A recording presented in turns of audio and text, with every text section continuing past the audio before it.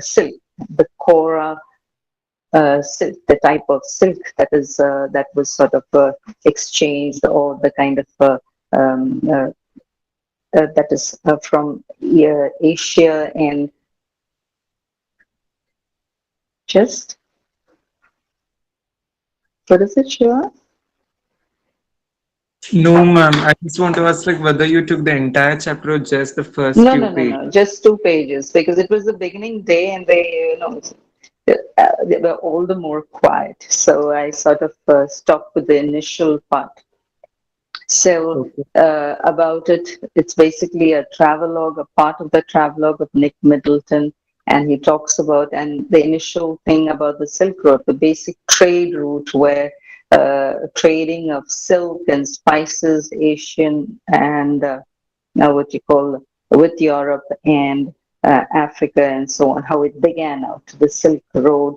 And here he begins out, he did page 74, 75, and a bit of 76 there, where the climb had started there, and difficulty naturally as you move higher up, they find this difficulty in breathing, and they reach this point where he stops. The place is covered with snow, and because as that climb had sort of started, the road's getting narrower, and you can't just presume when it's covered, the road is covered, or the route is covered with snow. You can't actually make a guess as to how the road takes. You have to be very, very careful, and that's exactly where we stopped, I guess. That is the third paragraph. Did we stop there? That last part there where you find Sitan stopped. He had opened his door, yeah, and jumped out of his seat before I realized what was going on. Snow, said Daniel as he too exited the vehicle, letting in a breath of cold air as he did so. So that's where we stopped. So they had stopped at this particular place, and you find this change in that scene from the vast open plains, the road narrowing down, slowly the climb up, the place covered with snow, and so on. So we are on page 76, on the fourth paragraph. From the fourth paragraph, we need to start up. So the continuing of the journey there, as our narrator makes this pilgrimage to Mount Kailash. A swath of the white stuff lay across the track in front of us, stretching for maybe 15 meters before it petered out and the dirt trail reappeared. So that covering of the land, that part of that strip of the land covered up with snow, and he says, a little distance away again you could find the dirt trail there. So that is how they had to continue. The snow continued on either side of us, smoothing the abrupt bank on the upslope side. The bank was too steep for our vehicle to scale, so there was no way around the snow patch. Naturally, the road narrowing down, you can't think, okay, leave out the snow and then move out. It's not like that when you climb up. I joined Daniel as Satan stepped onto the encrusted snow, the hardened surface, and began to slither and slide forward, stamping his foot from time to time to ascertain how sturdy it was. I looked at my wristwatch. We were at 5,210 meters above sea level. So trying to find out whether the snow that had collected is really strong enough, because he had to know the path really well. This to take a vehicle round there, it's pretty risky. The snow didn't look too deep to me, but the danger wasn't its depth, Daniel said, so much as its icy top layer. If we slip off, the car could turn over, he suggested, as we saw Satan grab handfuls of dirt and fling them across the frozen surface. So trying to find out whether it's strong enough, whether he can still take the vehicle there. So it's not just putting his life into danger, but also the life of the tourists out there. We both pitched in, and when the snow was spread with soil, Daniel and I stayed out of the vehicle to lighten Sitan's load. He backed up and drove towards the dirty snow, eased the car onto its icy surface, and slowly drove its length without apparent difficulty. So both of them out so that the load, because it's a climb up. So that's how sort of they move ahead, find out whether it's safe enough, and then moved up. 10 minutes later, we stopped at another blockage. Not good, sir, Satan announced as he jumped out again to survey the scene. This time, he decided to try and drive around the snow. The slope was steep and studded with major rocks, but somehow Satan negotiated them. His four-wheel drive vehicle lurching from one obstacle to the next, so slowly moving up there. In doing so, he cut off one of the hairpin bends, regaining the trail further up where the snow had not drifted so slowly. And he's quite an experienced driver because he's used to that route there. So slowly they make up. I Now the previous page 76, that's third last paragraph, where he looked at his wristwatch and he that 210 meters above sea level, just underline that. I checked my watch again as we continued to climb in the bright sunshine. We crept past 5,400 meters and my head began to throb horribly. So started getting that headache there and feeling that the less of, as you climb up, the pressure is more, there's less of oxygen, difficulty to breathe. I took gulps from my water bottle, which is supposed to help in rapid ascent. We finally reached the top of the pass at 5,515 meters so that we can understand that climb. So just underline that 5,400, 5,500. It was marked by a large cairn of rocks festooned with white silk scarves and ragged prayer flags. So the pile of stones which are put up as a marking there, and it had these white silk scarves out there and these prayer flags. So sort of a marking there. We all took a turn round the cairn in clockwise direction as is the tradition, and Satan checked the tires on his wheel. So we have certain customs or certain traditions that they go through, followed by the people there. So how they took turn around the cairn in, that is that pile of rocks out there or stones out there, and it has these prayer flags, so something of religious belief there.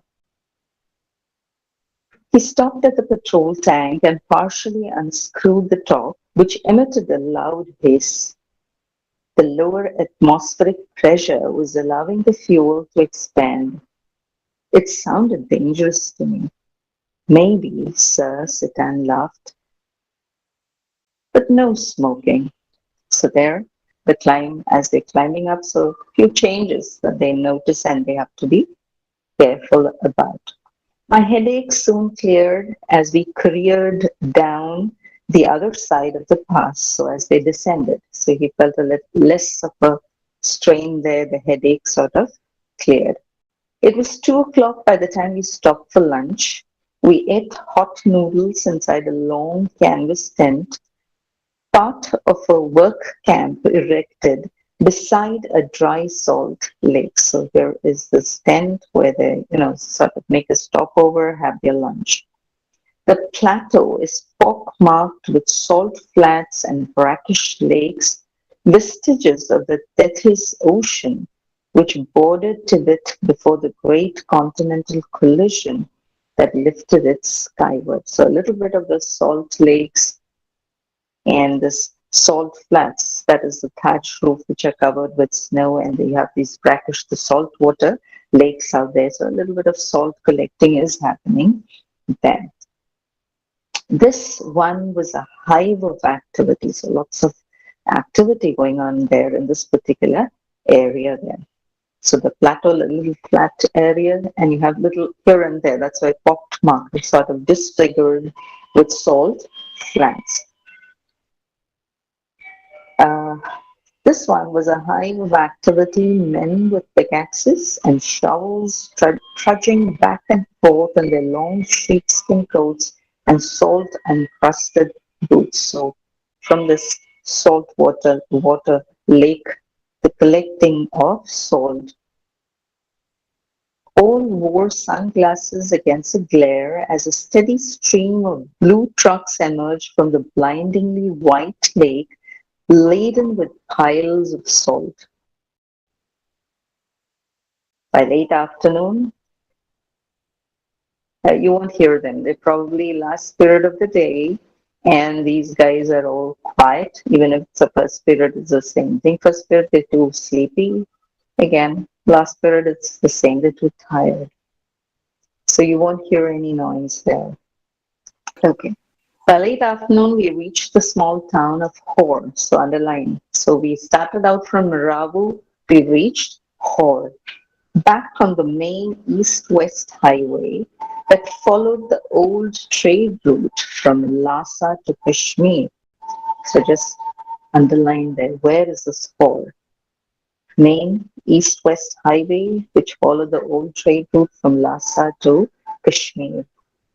Daniel, who was returning to Lhasa, found a ride in a truck, so Satan and I bade him farewell outside a tire repair shop. We had suffered two punctures in quick succession on the drive down from the Salt Lake, and Satan was eager to have them fixed since they left him with no spares.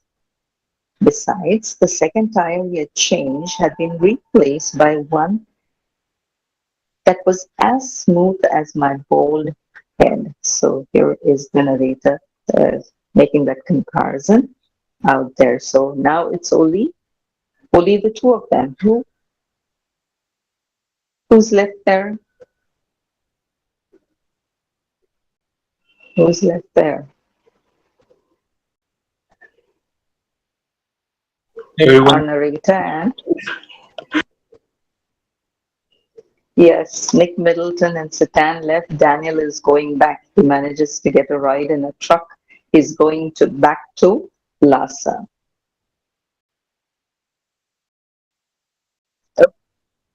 So the next paragraph, please underline that. Hor was a grim, and of course the rest of the paragraph gives a description of the place, how it has become through the years because of the pilgrimage and the tourists visiting the place. Hor was a grim and miserable. Yeah, they don't worry, Shiva. Hor was a grim and miserable place. There was no vegetation whatsoever, just dust and rocks. So rather dreary, dull, very ugly and a grey kind of a place there. Just dust and rocks liberally scattered with years of accumulated refuse, which was unfortunate given that the town sat on the shore of Lake Mansarovar, Tibet's most venerated stretch of water.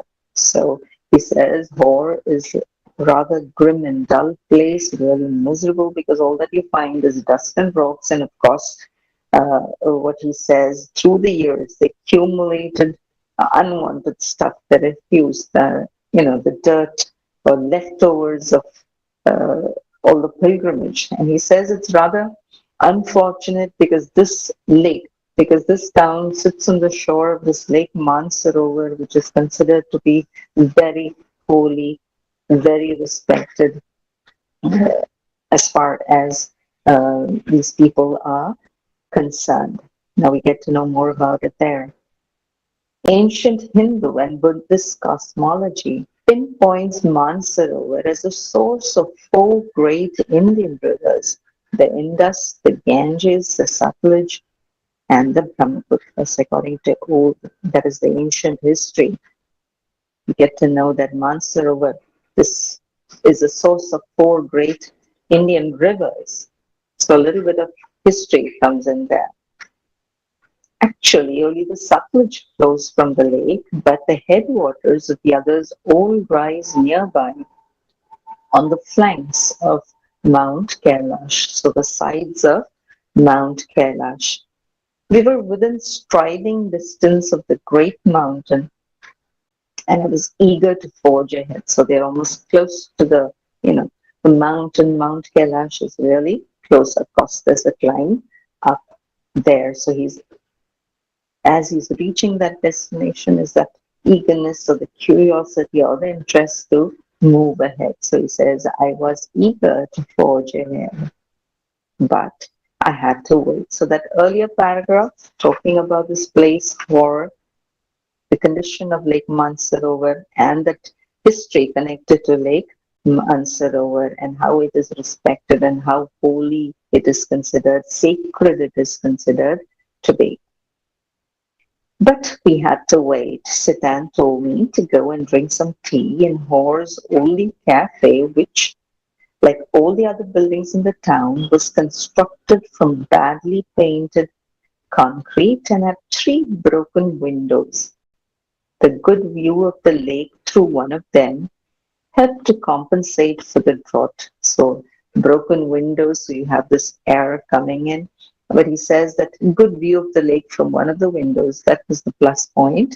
And then I was served by a Chinese youth in military uniform who spread the grease around on my table with a filthy rag before bringing me a glass and a thermos of tea. So he's there, served with his tea. Half an hour later, Sitan relieved me from my solitary confinement, and we drove past a lot more rocks and rubbish westwards out of town towards Mount Kailash. So he was on his own, our narrator was on his own, and of course, uh, Sitan comes in there, gets there, gets a narrator, anyway, they continue with their journey there.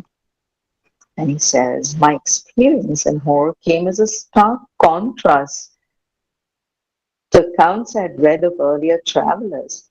First encounters with Lake Mansarovar. So he says, my experience is totally different. Mainly why he was doing this Korah or this pilgrimage is basically for educational purposes, to get that feel, that experience, all that about the place, about the climb, and getting to Mount Kailash from the top and so on. So that, and he had read a lot about it. Now he says it's completely different. What I had read about the earlier travelogues of different people, he says, compared to what he had read there and what he's actually seeing, he says extreme things there. That's why that stark contrast to accounts